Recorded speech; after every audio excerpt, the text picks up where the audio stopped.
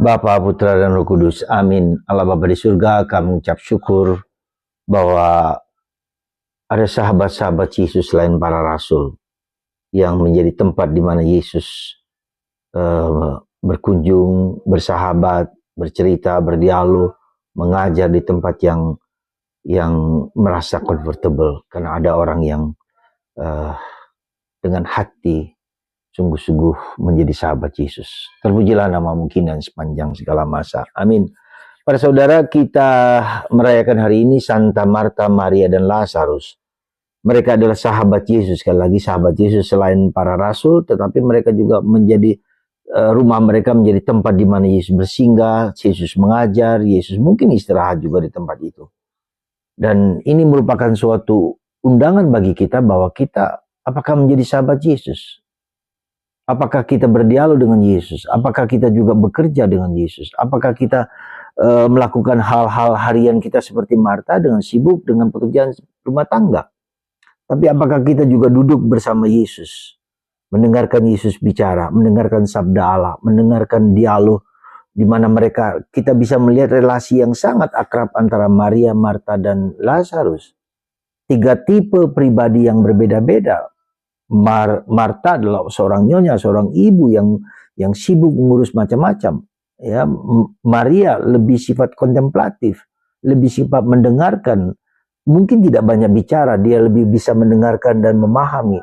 Dan lebih dalam daripada itu adalah Lazarus, mungkin dia pendiam, dia seorang tipe pendiam seperti misalnya Santo Yosef, pendiam, ya, tidak banyak bicara tapi juga melakukan sesuatu.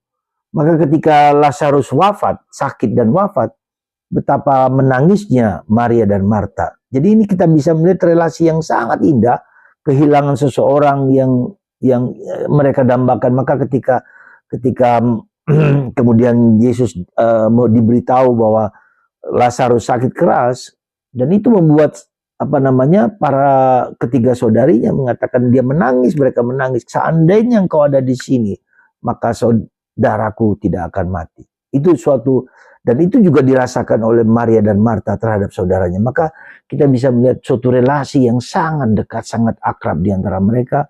Kehilangan seseorang itu menandakan juga tangisan. Dan itulah pula yang harus kita usahakan dalam relasi kita dengan keluarga kita, dengan saudara-saudari kita. Apapun juga, ya kebersamaan, ya bagaimana menciptakan keluarga yang harmonis, yang bahagia. Dan itu semua menjadi kekuatan kita semua, contoh bagi kita supaya kita dapat memberikan yang terbaik bagi menjadi sahabat Yesus. Semoga Yesus bukan hanya sahabat kita, tetapi Yesus mengatakan kepada kita, kitalah sahabat Yesus. Kita memiliki ketiga pribadi itu, karakter itu juga harus menjadi sifat kita. Kita harus sibuk bekerja untuk rumah tangga kita, apapun yang kita lakukan. Tapi tidak lupa kita juga hening diam mendengarkan sabda. Ya, dan apalagi kemudian seperti Lazarus, saya kira tipe orang pendiam tetapi dia bukan asbun, bukan asal bunyi, bukan banyak bicara, tetapi banyak melakukan sesuatu. Itulah Santo Yosef. Suatu karakter yang harus kita miliki ketiga-tiganya dalam hidup kita.